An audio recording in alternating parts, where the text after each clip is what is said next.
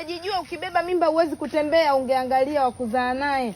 Mtu anazaa akiwa na uhakika, anatembea na gari basi hata bajaji basi. Lakini wewe alokubebesha mimba sijawahi kumuona. Yaani kumhadisia kwenyewe unaona aibu. Hebu tuondoke bwana. Nisaidie basi kubeba mfuko. Unaona mambo hayo?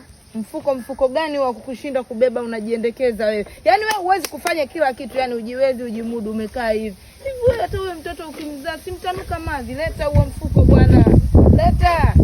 Mtu mvivu kama kitu gani? Yaani wewe ujiwezi ujimudu. Angalia. Angalieni huyu anatapika mbele za watu. Yaani unapenda matangazo kila mtu ajue wewe una mimba. Jamani anatapika. Haya ndio unaona tapika mama. Acha ulogwe na utalogwa mwaka huu mpaka akili itakukasa. Angalia jamani anatapika huku ndio unawatangazia sasa, si ndio manake? Tangaza. Tangaza. Manake wewe huwezi kujikaza tena. Kila mtu ajue sasa wewe hapo unasikia kichefuchefu. Kila mtu, yaani wewe unataka matangazo tu kwenye maisha yako. Twende bwana. Hamna cha kusukutua hapa. Mshika mfuko wako. Bora hata ongezana masela. Masela wanazingatia watu makini maskombiso. Wewe unaenda kuzana.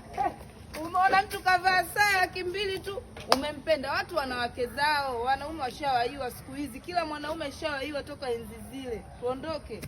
Unadandia umebebeshwa mimba, maskini ya Mungu, maisha yako magumu.